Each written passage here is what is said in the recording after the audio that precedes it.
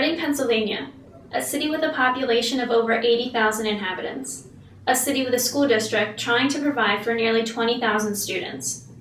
Statistics showed an unemployment rate of 20.1% for those 25 years of age and older.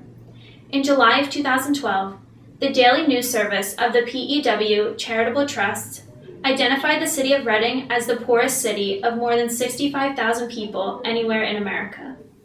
The school district needed even more improvement, as it had some of the biggest crowding issues in the nation, as well as some of the lowest SAT scores, with an average just over 1,200 among all three categories. These circumstances arose over time due to budget cuts and mistakes made by the administration in the school district, without very much being done to correct the matter. In 2013, the city is getting back on its feet. Job opportunities are scarce but growing. Rebuilding and renovating the city has begun.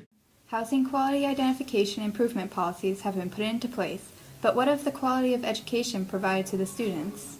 We interviewed 4 people directly involved with and affected by the decisions and quality of the school district. We invite you to listen to Kathleen Bernardini, a teacher, Besaida Torres, and Michael Mercedes, both attending the Reading Intermediate High School, and Denise Castro, a student teacher, as they give us insight into the Reading School District and its students.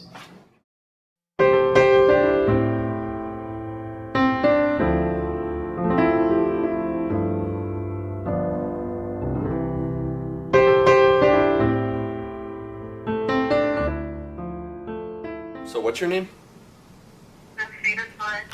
Okay. Where did you grow up? In Brooklyn, New York. Talk about your school a little bit. Are there things that you appreciate and things that you don't like at all? I appreciate most of my teachers are really, they help me with a lot of my work. The thing that I don't like is the diversity of the kids here, that they,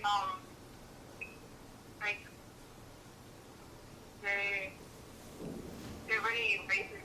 Like they have a lot of racial comments against each other. Yeah, they focus a lot on their race. Now, how do you feel about the overcrowding in the schools? Well, sometimes they don't let me go. Like if it's really crowded, I can't go to my other class. And then, like here, they made a rule that if you don't get in class before a certain time, you get suspended. So I mean, they like if it's really crowded, it makes me like make me get in trouble because of the crowd. There's a lot of crowd. Is there any school that you want to go to in particular? For college? Yes. Maybe no. What do you want to do there? Like, what do you want to be when you grow up? I want to be a teacher for elementary school. That's very good. Very nice. Now, I'm assuming you don't want it to be like your school at all? I don't know. I mean, if the job's available, yeah. Take whichever job you get. That's smart. Okay. Well, thank you for your time. It's been great talking to you. Yeah, my pleasure talking to you too. Thank you. So, Michael, where were you raised? I grew up here already. Do you live with your parents? Yes. What's the best thing about Reading School District? Tell you one thing about it? This is a pretty nice school district. It's just the students are kind of hectic. In what way? They're like, some of them don't know how to act. So, like behavioral problems? Yeah. So, how do you feel about the overcrowding in the schools? It's okay, I guess. It's not good because all these clusters, too many students. So, what do you want to do when you grow up? I want to be a diesel engineer. Is there any specific college you want to go to? Yeah. Which one? It's not really a college. It's like a vocational school. It's called UTI, Universal Technical Institute. So it's been great talking to you, Michael. We're now going to speak to Kathleen Bernardini, who is a teacher at the Reading School District. Kathleen, how long have you worked at the Citadel?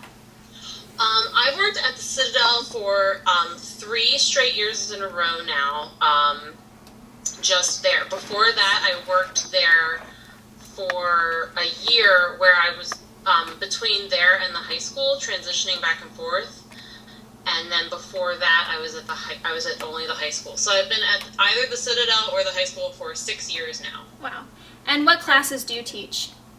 I actually teach the gifted program, which is kind of its own class, I guess you could call it. Now, could you explain to us a little bit about the school's monetary issues and the pay freezes? Well, our contract was up a year and a half ago, and at that point, we continued to work with the same old contract that we had signed. So what happened was our pay kind of froze at where the old contract ended. As far as furloughs go, our district budget is a little bit different from the actual money that we are paid as teachers. The district budget is decided primarily by the school board and by administrators downtown. The issues we've been having is that the school district doesn't have that much money in order to fill the budget. So what they did was they began furloughing teachers, and this was 2 years ago now that they did the major furloughs. Last year they did some minor ones, but the staff that we have right now as of today, our school district cannot function with any fewer staff. So to furlough again would be impossible. Would you mind telling us a little bit about the student population, as well as the overcrowding issues that the Reading School District faces? The reason we have an overcrowding issue in my building specifically is not because of the size of the building or the number of students. We have an overcrowded classroom atmosphere because we do not have enough teachers to spread out our students equally. I think our student population isn't super different from a school. I think, kids are kids, and they have the same needs as any other student would, no matter how they grew up or where they grew up. So I think the concern of my students is that as they grow up, they need to receive a good education. They have the right to one because of Pennsylvania state law. I think I would change probably the way that, or maybe the qualifications of the administrators. I'm very lucky. I think I have an excellent principal. I think I'm working under the best principal in our district. But there are a lot of other principals, and not necessarily principals, I'm going to say vice principals out there who simply aren't qualified to be in the position that they're in. The best thing is the kids. My kids do such amazing things every single day, all over the building, all over their community, and they hardly ever get recognized for it, and it really does break my heart. Well, thank you so much for your time, and thank you for meeting with us and giving us the opportunity to have an educator's perspective. Yeah, anytime. So we're here with Denise Castro, and she was a student teacher at Reading School District, right? Correct, yes. So did you enjoy your time teaching there? Yeah, it was definitely a learning experience. I got to volunteer a bit beforehand at the middle school and then at the elementary school. And yeah, it was a great experience as a student teacher and going back in since I was a student before. Mm-hmm. So did you hear any rumors or stories about the Reading School District before you got there? I'm actually a resident of Reading, and even living there, I've always heard rumors and stories, especially with other student teachers going in as well. Just like it's not a good place to be, the students don't have any respect for authority, and a lot of things like that. Mm-hmm. So, did you think any of these rumors were true?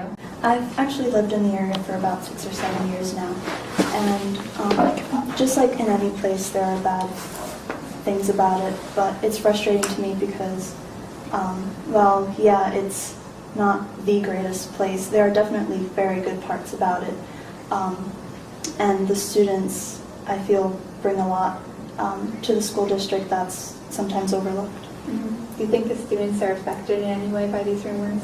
Definitely. Actually, when I went to the middle school, I had to sit in the waiting area in the next to the secretary in the principal's office. So I had one of the students tell me, "What are you here for?" I told them, "Well, I'm here for student teaching." And they actually told me, "Why would you want to be here? We're really bad kids." So the more and more they hear it, the more and more they start to believe it, which again is very frustrating because it's not true.